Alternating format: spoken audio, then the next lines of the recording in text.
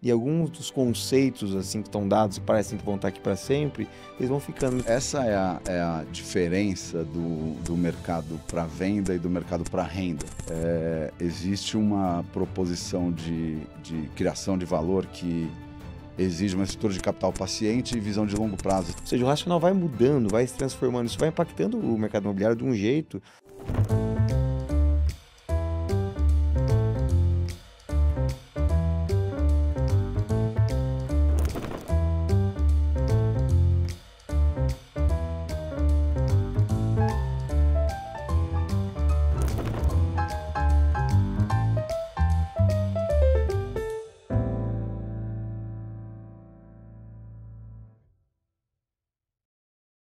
Olá, esse é o Rethink Talks, um podcast que busca pensar e repensar o mercado imobiliário, questionar aquelas coisas mais óbvias, os dados que são irrefutáveis, pois é aqui que você vai encontrar algumas pessoas que estão dispostas a pensar fora da caixa. E não se preocupe que nós não vamos aqui trazer verdades absolutas. Eu costumo dizer que se você conseguir assistir esse episódio e sair daqui com alguma dúvida, eu vou ficar muito feliz e os nossos convidados também vão ficar muito felizes. Afinal, a inovação, ela surge dos questionamentos. E para questionar esse mercado, para pensar um pouco fora da caixa, eu estou aqui hoje com o Ricardo Lahan, da Vila 11, que tem um modelo de negócio que no Brasil é super inovador, lá fora já é um pouco mais conhecido, mas que muito além do projeto atual, é um cara com uma bagagem imensa no mercado imobiliário e eu fico muito feliz de receber você aqui hoje. Você que é membro do GRI Sim. Instituto, membro do comitê de multifamily, enfim, um cara muito atuante, um pensador do mercado imobiliário. Obrigado, viu, Ricardo, por estar aqui hoje. Obrigado você, eu que agradeço. É um prazer aí estar com você, Gustavo, e com o GRI e poder contribuir com o pouco do que a gente está fazendo de diferente e quem sabe aí abrir o pensamento de pessoas ou de quem atua no mercado imobiliário para entender, né, um novo caminho aí de moradia, que é o que a gente está produzindo através desse segmento novo de multifamily. Então, aí, obrigado pelo convite, espero poder aí contribuir com vocês. É um prazer, é um prazer. Bom, eu gosto sempre de começar entendendo quem é a pessoa que está sentada aqui comigo, né? Por mais que a gente se conheça, eu acho que tem muita gente ali em casa que não te conhece bem, e eu acho que o que a gente fala e o que a gente pensa é muito resultado das nossas experiências e de quem somos, né? Sim. Conta pra gente um pouco quem que é o Ricardo Lahan. Bom, são 30 anos que eu completo agora, eu completei em 2025 de mercado imobiliário. Eu sou engenheiro civil, 51 anos, pai de um filho, Rafael, de 7. Bom, sou formado em 96, comecei a trabalhar em 95 como estagiário de construção, uma empresa que chamava Company, que era uma empresa de dono familiar, depois abriu capital em 2006. Fui da parte de construção, depois para a área de negócio em 2007, já como diretor de incorporação em São Paulo, quando, né, teve o boom imobiliário, as aberturas de capital, etc. A empresa teve uma fusão, na verdade foi adquirida pela Brascan, Brascan. que depois em 2009 se tornou Brookfield, e dali foi, nos anos de um ciclo dourado ali do setor de incorporação, até pelo menos 2014, né? Quando teve um evento marcante aí na história brasileira, né? Depois de anos de crescimento, né, consistente ou não, eu acho que 2014 foi um marco aí com o impeachment da Dilma e uma recessão meio inédita nos anos seguintes. A empresa fechou capital naquela época, então eu vivenciei aí a construção, a incorporação, a abertura de capital, fusão, boom imobiliário e depois um período de downturn muito duro, né? Que resultou em 2014 fechamento de capital. Depois, e fiquei lá até 2017, quando o mercado começou a se recuperar.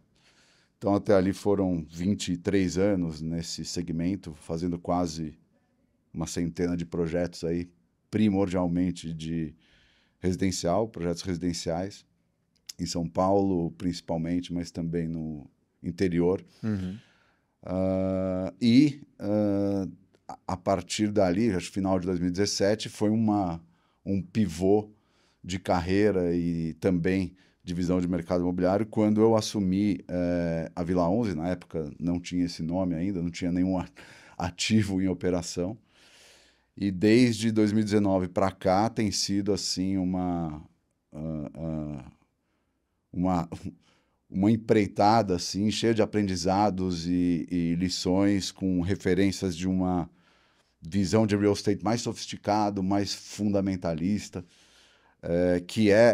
ela não concorre, mas ela se interpõe ao mercado de venda, né? Como uma alternativa de moradia que, como você disse, principalmente nos Estados Unidos, é massificada no conceito de BTR, né? Quer dizer, Build to Rent, quer dizer, os desenvolvimentos residenciais exclusivos para locação. E desde lá, né, desde 2019, a gente é um dos primeiros entrantes, a Vila 11. Outros grandes grupos vieram baseados em experiências que eles têm lá fora, grupos internacionais. E o mercado tem dado sinais aí, mesmo tendo parado, mesmo ou principalmente tendo passado pelos eventos de cisne negro aí, de pandemia, etc. Os ventos têm todos aí caminhado, fazendo com que esse setor não pare de crescer e tenha, né, e venha provocando aí tanto interesse de investidores ou pessoas que querem saber mais, sendo sendo tão novo no Brasil, né? Legal. Só para a gente deixar bem claro aqui, para que as pessoas possam entender, o multifamily, de maneira super simples, e você me ajude com isso, por favor. No modelo que você atua, você constrói um prédio de baixo para cima do zero, e ao invés desse prédio ter um VGV, É, porque você não vai ter vendas, né? é, Você decide alugar ele e fazer a gestão desses apartamentos. E o game de retorno, ele não tem a ver com a venda da unidade, e sim com os aluguéis provenientes desses apartamentos que são construídos ali. E o game é um game muito mais de médio e longo prazo do que um sim. game curto de sempre ir girando, né, de maneira mais assertiva, certo? Essa é a diferença do mercado para venda e do mercado para renda. Existe uma proposição de criação de valor que exige uma estrutura de capital paciente e visão de longo prazo. Essas coisas andam juntas, porque criar valor vem de entender sobre operação, entender sobre o mercado, entender tendências, adaptar, mudar rumos, rever decisões, processos, etc. E se a visão é de curto prazo ou o capital precisa de saída rápida, essas coisas são quase conflitantes. Mas, essencialmente, do ponto de vista de produção, né, imobiliária, existe na área de properties, que é da criação de valor, e produção de cash flow confiável, consistente ao longo do tempo, uma preocupação genuína e intrínseca com o usuário e com a questão da qualidade do produto do ponto de vista de especificação técnica, né? Então tem uma visão de OPEX que o mercado para venda não tem, né? E de eficiência operacional, desde a concepção de áreas e preocupação com o que o usuário percebe de valor e não com aquilo que você, como no mercado de venda, ilustra como um ideal de valor, né? Aí a gente está falando na prática sobre condomínios mais eficientes, com menos custos, com mais funcionalidade, menos cosmética, e no final do dia, do ponto de vista do investidor, tanto melhor será se aquilo que o inquilino paga tiver um componente maior de aluguel do que de reposição de condomínio ou pagamento de IPTU, né? As pessoas enxergam o pacote mensal como esse conjunto de coisas, sem se preocupar muito com o que é, né? Então, essa é uma diferença fundamental de uma coisa para outra. Sobre desenvolver os projetos, acho que assim, quando começou a tese aqui, tinha pouca gente também pensando nisso, E absolutamente nenhuma operação pronta ou ativo residencial de único dono para vender. Então a gente teve que começar numa estrutura de incorporação, né? Com time de terreno, time de desenvolvimento de projeto, aprovação, gerenciamento de construção e entrega, para só a partir daí, contando Aí do sim. primeiro terreno até ele virar um prédio, um ciclo de 4 anos de incubação, né? E assim, na construção do nosso portfólio desde 2017, foi até o 16º ativo, a gente hoje está com 19, até o 16º ativo foram desenvolvimentos de Greenfield, quer dizer, toda a complexidade, todos os desafios de tempo e risco de uma incorporação. E são 19 ativos, todos em São Paulo. Quantas unidades isso totaliza? A nossa estratégia aliás, indo um pouco atrás, a estratégia de investimento do grupo é em cidades globais, Uhum. né? No Brasil, o fundo Evergreen investe em 2 plataformas, uma que é anterior à nossa, que é de 2013, que é a Good Storage, que é hoje a maior empresa de logística urbana aí. Fica até a dica para quem quiser acompanhar. Eu tive a oportunidade de receber o fundador da Good Storage, CEO, meu amigo Thiago, e foi um episódio sensacional. Foi logo no começo, talvez o segundo ou terceiro episódio. Foi muito legal a conversa que eu tive com ele. Vou deixar aqui embaixo na descrição o link para o episódio, dá uma conferida lá. Mas volta lá. Pois é. E a Vila 11 começou, então, a Good A Storage Good em Storage é 2013 um braço de investimento, né? e a Vila 11 em 2017, Uhum. né? Hoje, então, dentro do portfólio pronto, que são de 11 prédios, no centro expandido de São Paulo, a gente usa, do ponto de vista de localização, a orientação é que a gente esteja onde estão os empregos qualificados da cidade. Ok. Então, a gente está em 12 bairros que a gente costuma dizer, e é um número meio grosseiro, mas onde 10% das pessoas vivem, onde 90% dos empregos qualificados estão. Entendi. E isso passa predominantemente pela orla da linha amarela e a linha verde do metrô, Uhum. exceção feita ao Itaim, que é um dos lugares que ainda não tem esse pênalti de transporte público, mas é hoje o centro financeiro, né, do Brasil, Solidário. e é um lugar muito importante, então a gente está ali posicionado. Então é muito clara a estratégia de cidade, né, tanto do ponto de vista de logística urbana quanto de residencial. E essas plataformas são um pouco do perfil de investimento em real estate do fundo, que se define como real estate de necessidade, né? Então, eu acho que um pouco da compreensão do multifamily passa por resetar o pensamento e sair um pouco da análise de TIR e começar a olhar de um outro jeito, com margem, criação de valor e produção de fluxo de caixa recorrente, que vai resultar em múltiplos num prazo que depende de desenvolvimento. Isso requer anos, principalmente aqui, Uhum. que é um segmento muito novo. Então, é uma mudança Sim. de mentalidade para o residencial, né? Diferente de outros Claro, ativos claro. de renda Eu que acho já... que a partir do momento que a gente se propõe a repensar o mercado imobiliário, eu tenho conversado muito sobre multifamily e te fiz esse convite justamente por isso, porque eu acho que as pessoas têm algumas pré-concepções sobre a questão do aluguel no Brasil. Eu entendo, muitas delas falam, mas com juros nessa altura é muito difícil viabilizar isso, etc. Acho que elas não se atentam muitas vezes ao movimento que o aluguel está fazendo no país, né? É, Não se atentam também a uma necessidade de morar que não vai ser bem absorvida pela compra e venda, ali pelo comprar o imóvel, né? Eu sou sim. daqueles que eu acho que as pessoas querem sim comprar o imóvel, só que hoje em dia a entrada é de 20%, 30%, os imóveis ficaram mais caros por uma série de questões, o preço da terra, insumos, mão de obra, etc., e que vai ter cada vez mais uma demanda maior para o aluguel.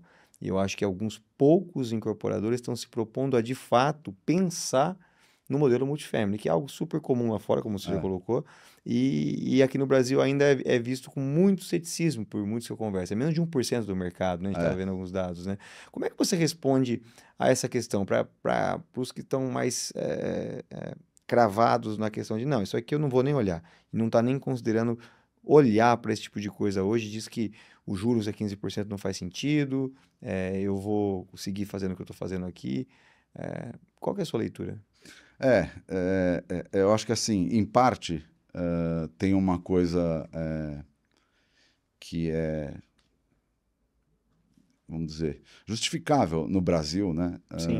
Do ponto de vista de incerteza e volatilidade, não se permitir uma visão, né, de um horizonte de pelo menos 10 anos para tomada de decisão de investimento. Até porque os juros é uma situação circunstancial, né? A 15%, né? Então, você parar e pensar qualquer negócio que você vai fazer com juros a 15%, você não faz nada, né?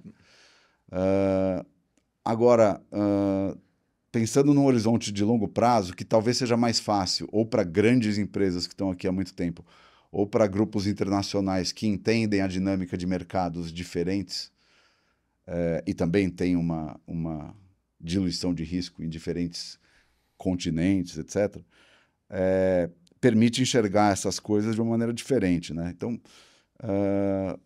eu vejo assim, o momento de mercado aqui, o momento de Brasil, dentro desses, se você pegar os 30 anos de Plano Real, dá para dizer que a gente teve 20 de guinada, né, que o Brasil saiu de Argentina para um patamar, né, que até, vamos dizer, passou do otimista com grau de investimento e populismo, etc e tal. Então foi assim de 94 a 2014. E de 2015 para cá, são 10 anos onde aconteceu muita coisa. Boa parte daquilo que era artificial foi se decupando, vieram crises internas, crises externas, e a verdade é que a gente está meio. Até 2015 a gente estava numa situação de otimismo, talvez perigosa, e talvez agora a gente esteja não num pessimismo, mas numa visão muito refratária em função de tudo que acontece, né? Não é certo ou errado, mas se você, de novo, fizer um exercício de entender, em vez do que você pode rentabilizar, né, que a gente está falando sempre de upside, mas e virar para o que vai acontecer se tiver uma tragédia ou um outro evento, seja ele doméstico ou global, como foi pandemia ou como foi a questão do subprime em 2008. Se você pensar do ponto de vista não do upside, do se der certo, mas do se der errado, aonde que eu estou alocado, e aí você entender que tipo de estratégia ou que tipo de real estate vai te proteger, ou muitas vezes, né, como eu costumo dizer, baseado no que eu tenho aprendido, né, do real estate de necessidade, como que reagem esses ativos em situação de estresse, e muitas vezes eles não só resistem e passam bem, como eles têm o valor Valorizo. potencializado, né? Então, depende. Olhando para frente, olhando com uma visão de TIR curto prazista, que se explica para o Brasil, é mais difícil de entender. Mas se virar o olhar para o longo prazo, proteção para situações de downside, e ajustar retorno ao risco, eu acho que tem uma questão que se encontra com o brasileiro, que é atávica, seja da colonização portuguesa, mas aquela coisa do bem de raiz, da proteção contra a inflação, etc. e tal, ou do patrimonialismo mesmo, que converge a cultura com esse perfil de desempenho de ativos defensivos, né?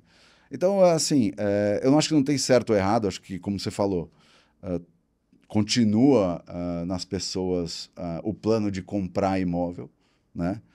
a despeito dos hábitos de consumo, ou dos arranjos familiares, ou das relações de trabalho, sim, essa intenção continua. Ela claramente está postergada, Uhum. né? Para momentos depois de, sei lá, 35 anos, né? Hoje as pessoas que moram nos nossos, por enquanto, 1.300 apartamentos predominam entre 25 e 35 anos, né? Que eu acho que é o público que antes pensava em comprar um apartamento na planta e hoje está, né,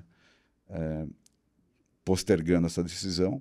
Mas também, de novo, é uma coisa de grandes cidades, né? O que você falou, matéria-prima, o imóvel se faz de matéria-prima. Matéria-prima é terreno. Terreno tem infinitude, né? Quer dizer, não é infinito. As melhores localizações sempre vão ser as mais desejadas, né? E as mais desejadas estão mais consolidadas, têm mais infraestrutura, etc e tal. Então, se pensar sobre terreno, custo de construção, né, historicamente, e o quanto a renda acompanha ou desacompanha essa tendência, é normal em qualquer cidade grande ficar mais difícil de comprar, né? Então, isso não tem a ver com esse momento. Esse momento é quase proibitivo, porque, de novo, taxa de juros nesse estágio, né, além do custo do imóvel, o custo do financiamento ele é extremamente limitante. Uhum. Mas, mesmo com juros baixos ou condições de financiamento melhores, o imóvel, principalmente bem localizado, ele não vai parar de subir em descompasso com o crescimento de renda. Então, a moradia por locação institucional, que é o que a gente está criando aqui, como você disse, hoje é um mercado pulverizado, amador, cheio de dores e ainda preconceitos, Uhum. né? Não tanto quanto antes, né? Antes morar de aluguel era uma coisa depreciativa, assim como andar de transporte público também era, né? Eu sou da época que eu não sou tão novinho, não. Que o cartão de visita das empresas tinha lá sede Sede própria. própria, né? Hoje em dia, eu tenho um amigo meu que tem uma empresa, não vou dar o nome, não vou falar o nome dele aqui, mas esses dias eu vi um amigo em comum, ele anunciando que ele ia construir a sede dele.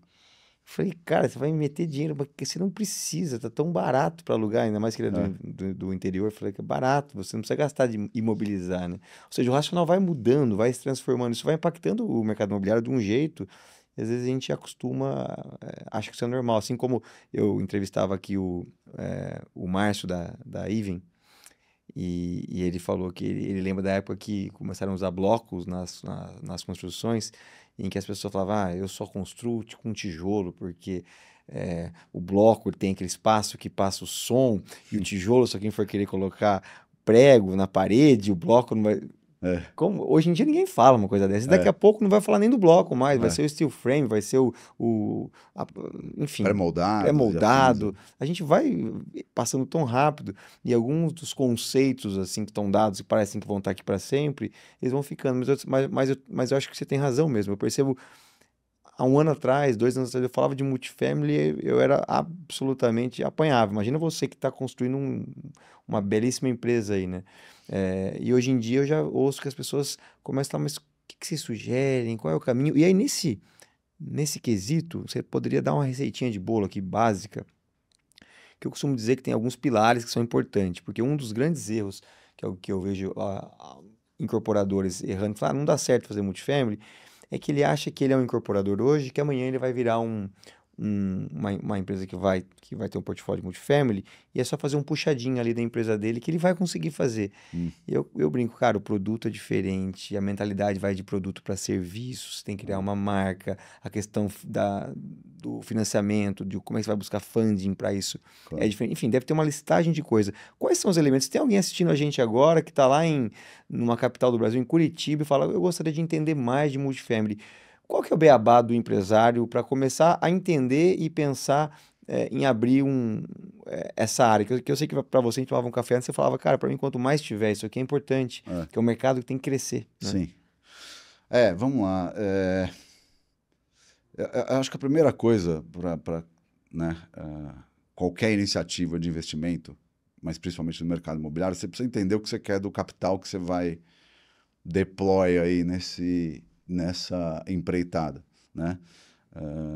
Que tipo de remuneração, que tipo de risco você aceita, né? Que tipo de exposição e que tipo de... ou que estrutura de suporte você precisa para situações adversas, né? Então, acho que fundamentalmente você ter uma percepção do equilíbrio caixa e dívida, e não é uma equação muito fácil, porque tem uma coisa do ser humano e também do empreendedor que passa por vaidade, e às vezes a vaidade com alta alavancagem te deixa exposto a uma situação de ruptura abrupta, porque imobiliário é capital intensivo, não tem jeito, né?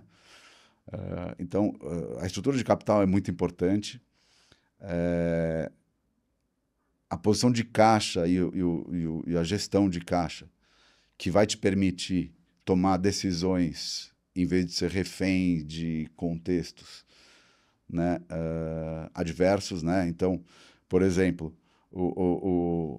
uma armadilha muito comum, né, e que se vê dos empreendedores é assim: nossa, está todo mundo comprando, precisamos comprar, né? Eu tenho o efeito manada. Sorte do que comprou primeiro e azar do que comprou por último, que vai colocar o produto na prateleira quando já está absorvido ou quando a tendência já inverteu, né? Agora, se você tem boa posição de caixa, talvez você possa tomar a decisão de aguardar o momento certo de recolher ou de atacar. E é assim que as empresas que geralmente ganham mais têm aí a prerrogativa de poder escolher o momento de entrada e saída. Eu lembro uma vez que a gente estava num comitê de investimento de um outro grupo que eu trabalhei, todo mundo sabe, né? A Brookfield, né? E a gente estava lá no comitê de investimento discutindo, eu não lembro se era trimestre ou alguma oportunidade, e a gente comunicou efusivamente que aquele estado de coisas, né? E eu estou falando de política aqui, mas factualmente a questão do impeachment da Dilma foi um marco, né, de uma visão de inflexão, porque o país estava completamente parado, né? Então, a gente, né, comunicou isso como um momento de virada naquela época para o negócio de incorporação. E a pessoa que estava na tela, lá no Canadá, olhou para a gente sem conectar com o mesmo sentimento e falou assim: eu não sei se isso é bom ou ruim. Na verdade, naquele momento, era quando a empresa estava começando no Brasil o negócio de properties, que hoje o Perrone toca, e era uma janela de oportunidade para entrar fantástica, né? Mas do alto dessa voz ali estava alguém que conduzia investimentos de uma empresa que estava aqui há 100 anos, né? Então, a mesma coisa que tem agora a questão dos 15%, né? E a gente costuma reclamar. Se você ampliar um pouco o campo de visão, você fala assim, bom, para um capital de fora que quer investir, é melhor investir aqui, onde tem tanta coisa para fazer, ou na Alemanha, que tem risco baixo, mas tem não tem oportunidade praticamente nenhuma, porque tem tudo. Então, assim, eu acabei ampliando a resposta, mas do ponto de vista de fundamento, primeiro, é capital intensivo. Você precisa entender o que você quer do capital e como quer remunerar, que tipo de desaforo ele aceita, que tipo de suporte ele pode te dar, né? Porque investidores e capital em momentos de liquidez têm abundância e é aí que acontece a armadilha do erro, de comprar quando todo mundo está comprando, de achar que dá para escalar quando os ciclos não são tão curtos, não é que nem varejo, que você compra as peças hoje e revende amanhã.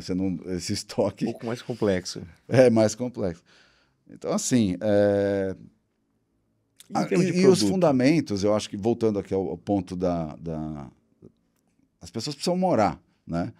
E a questão de mobilidade urbana, estar próximo do trabalho, de novo, os arranjos familiares, né, que são completamente diferentes de, sei lá, 20 anos atrás, a relação com o automóvel, né, como as pessoas vivem, deveria ser aí o principal orientador de qualquer decisão de investimento imobiliário.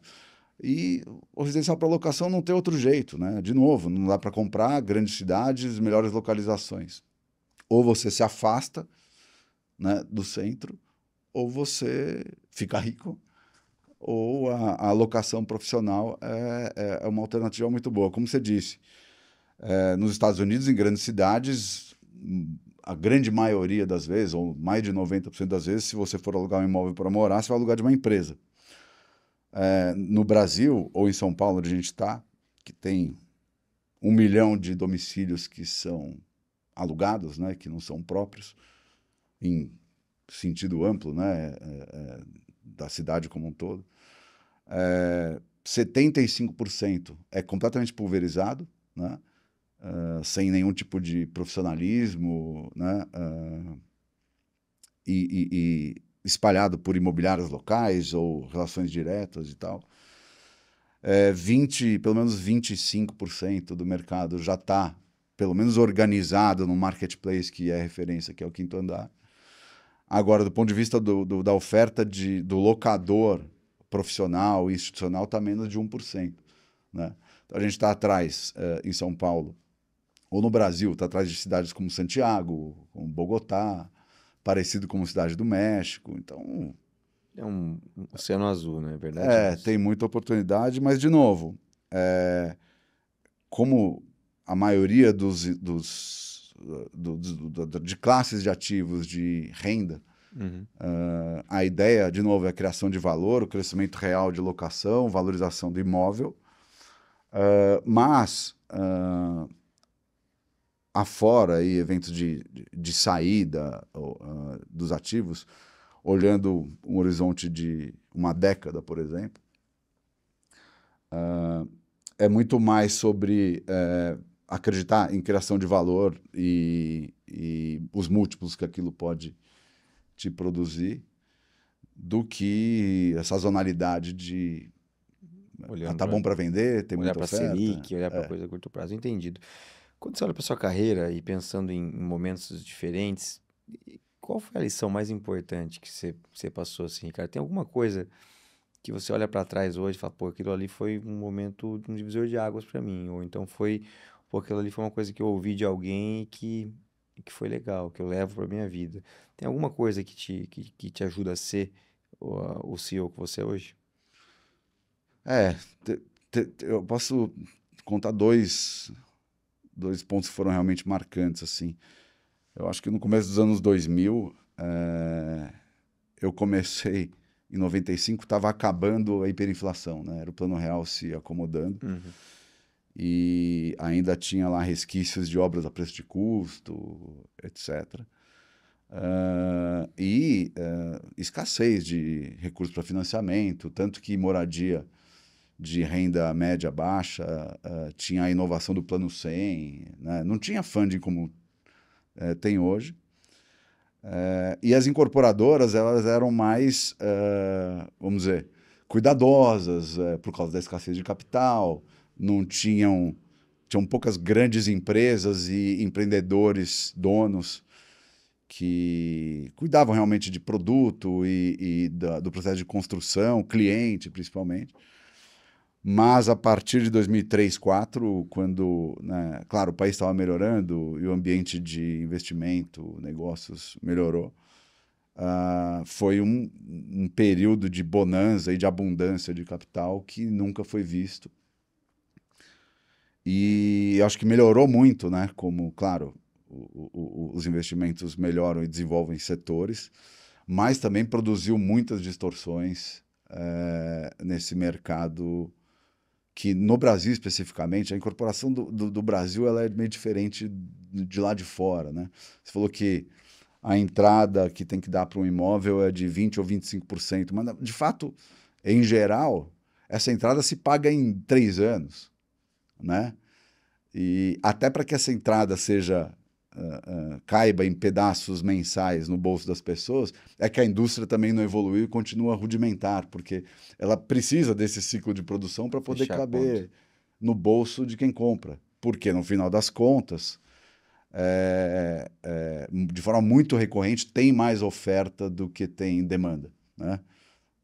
separa o mercado de déficit habitacional com o mercado de média ou média alta renda. Não tem demanda reprimida, ninguém precisa... As pessoas já moram, elas não precisam desesperadamente escolher os estandes de venda, ou os produtos, ou as ofertas da semana. Então, assim, eu acho que isso, a abundância de capital, ela induz ao erro, principalmente quando combina com vaidade empresarial pessoal. E então a gente viu lá os ciclos do ter land bank, ou número de lançamentos, ou volume de vendas, né, os VGVs, e se deixou por muito tempo de ver não só os fundamentos do negócio, mas também os resultados financeiros como deveriam ser.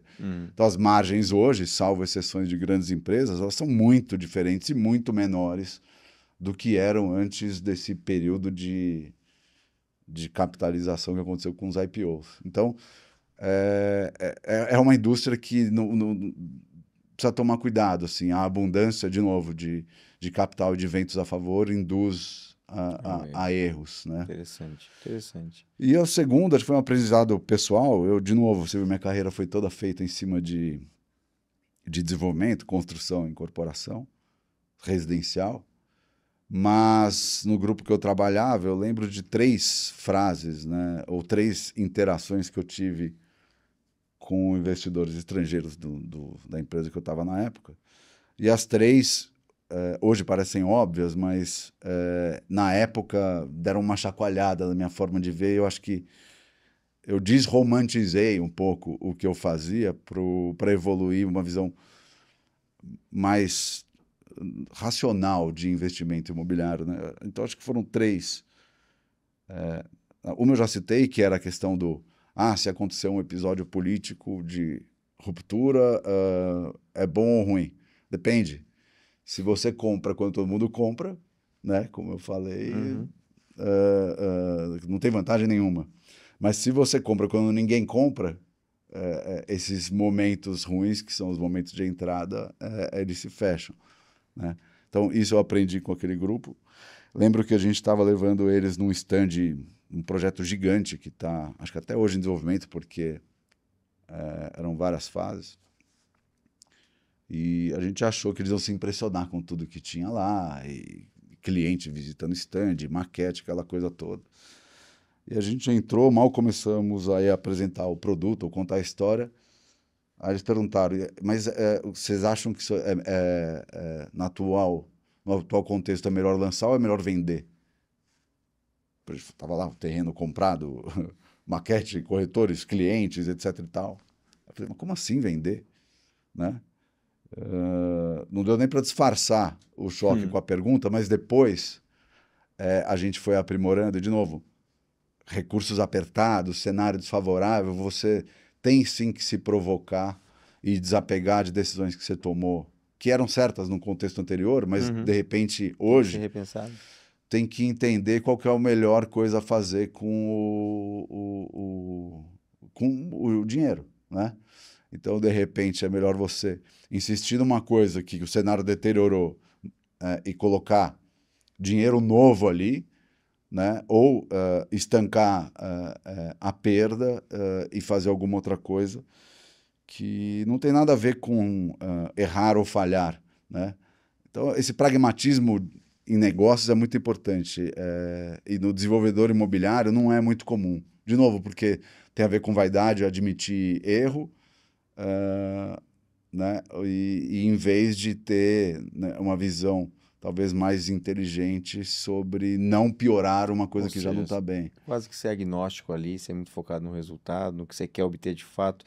Eu tenho a oportunidade de conversar com muitos incorporadores, é interessante que sempre aquele ali ele tem o melhor terreno, ele tem o meu projeto, o melhor Exato. projeto, o melhor negócio, e poucos são aqueles realmente que falam assim, no momento eu entendo isso, mas pode mudar e está aberto a revisitar algumas coisas, né? Acho fundamental, muito, muito importante isso. E o terceiro ponto, que eu acho que não tem a ver com negócio imobiliário, mas tem a ver com gestão, que eu tinha isso um pouco em mim, né, do ponto de vista das relações profissionais e também de liderança, sobre ser franco, e ser franco muitas vezes é ser duro, né? Mas eu lembro de um deles, canadense, falou assim, vocês brasileiros, ele até tomou cuidado assim para não ofender, ele falou assim, vocês brasileiros que são ótimos, formidáveis, etc., mas vocês têm uma dificuldade enorme de dar a má notícia, né? E dar a má notícia significa também a dificuldade de você olhar para decisões que você tomou e falar e se libertar das amarras com aquilo, né? Quer dizer, você não precisa morrer com o seu erro, eu acho que tem que parar, olhar e não admitir, mas, né, tomar uma decisão rápida e inteligente a respeito daquilo. Então, eu acho que foram 3 pontos assim de visão mais fria e sobre negócios que, de novo, desromantizou a minha escola até então de incorporação e como é bom vender, como é bom dar Eu acho que talvez resultado, etc e tal. acho que talvez por você estar aberto a isso é que você está onde você está hoje, né? Talvez você ficasse tão amarrado àquela lógica e entendendo que aquela era a única lógica possível, você não ia ter saído da caixa um pouco e pensado diferente, e estar aberto a dialogar com capital diferente, a pensar um pouco esse ciclo imobiliário com uma janela diferente da tradicional do construir, vender, lançar, né? Enfim, eu acho que acho que é um ponto Não, interessante. sem dúvida. Eu acho que na época, como era um grupo de private equity, porque a gente foi privatizado de novo, a visão ela é muito mais prática e menos emocional, né?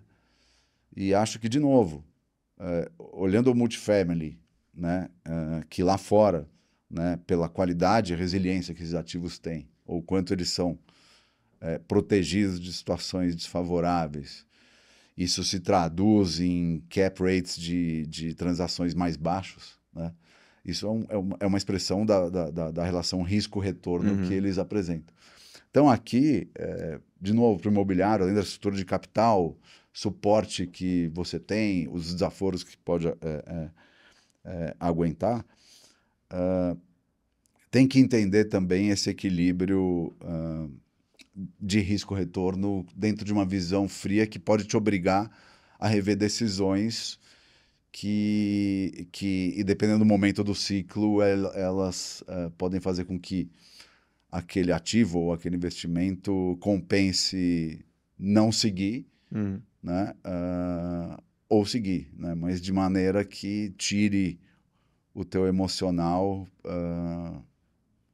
para que se faça o melhor com o capital que está investido, né? Então, isso eu aprendi. Primeiro, então, né, no começo dos anos 2000, sobre a abundância de capital e os riscos que isso produz. E o segundo foi sobre, num momento contrário, de downturn aí, sobre ter a isenção e o racionalismo para renunciar a coisas que, né, naquele momento já não faziam mais sentido. Acho que Perfeito. esses marcos assim foram, para mim, muito importantes. Perfeito. Aham, estamos chegando aqui ao final. Quero te agradecer muito a presença e te perguntar se eu deixei de te perguntar alguma coisa, se tem alguma mensagem que você gostaria de colocar para o nosso público, é, alguma coisa que te vem à mente? Não, eu acho que aqui como um dos embaixadores aí desse novo setor, né, eu acho que a beleza de desenvolver um produto de necessidade é meio básico, né? Você fala assim, vou fazer o que tem demanda, mas a leitura de demanda ela nem sempre ela tem a consistência Tão óbvio. da necessidade, né? Eu acho que essa reflexão combinada com uma coisa que o brasileiro tem mesmo, né? De rentismo e de preservação de patrimônio, né? A gente vê pessoas que deixam para os filhos imóveis em vez de deixar dinheiro, né? Imóveis rendendo, pessoas que preferem a renda do que perpetuar a despeito de como está o CDI naquele mês ou naquele ano, né? Tem uma coisa cultural que a hora que você cientifica isso através dessas métricas de proteção, de risco e retorno, eu acho que começa-se a perceber que é o espaço para uma outra classe de ativos que de novo, ele não se sobrepõe, mas ele se interpõe aí com o mercado de venda residencial numa cidade grande como São Paulo. De novo, a gente está atrás de países que estão... São muito menores. Pega Santiago, por exemplo, que é bem maior que a gente, Pois né? é. Uma cidade... E São Paulo é uma potência incrível, né? Sim. Então, se está crescendo aqui, está crescendo no Brasil, no Rio de Janeiro está indo também, começando muito forte. Então, eu acho que assim, de novo, abrir a cabeça, fundamentos, estrutura de capital e sempre ter em mente o que acontece quando vier uma onda ruim, né? Uhum. Como é que, Como como é é que a que gente você está dilui esse risco? posicionado É, quando vem um evento ruim? tá E certo. aí eu acho que fica mais claro como alternativa de investimento, esse entendimento do multifamily como um ativo de alta proteção aí. Perfeito. Maravilha. Isso aí. Agradeço muito, Lahan, de novo sua presença. Papo muito legal. Acho que trouxe várias perspectivas aqui para quem está assistindo com a gente. Eu queria de novo convidar você a deixar seu like, compartilhar esse vídeo com aquele incorporador, com aquele profissional da área que está tentando repensar um pouco o seu papel, as oportunidades do mercado imobiliário. Se inscreve no canal também. E mais uma coisa, se você tem alguém aí no seu meio, ou você está acompanhando alguém que você acha que tem pensado no mercado imobiliário, assim como o Lahan fora da caixa, que tem tentado ousar um pouco, deixa aqui nos comentários que a gente está sempre em busca dos cérebros que têm feito a diferença no mercado imobiliário brasileiro. Lahan, novamente muito obrigado e até a próxima.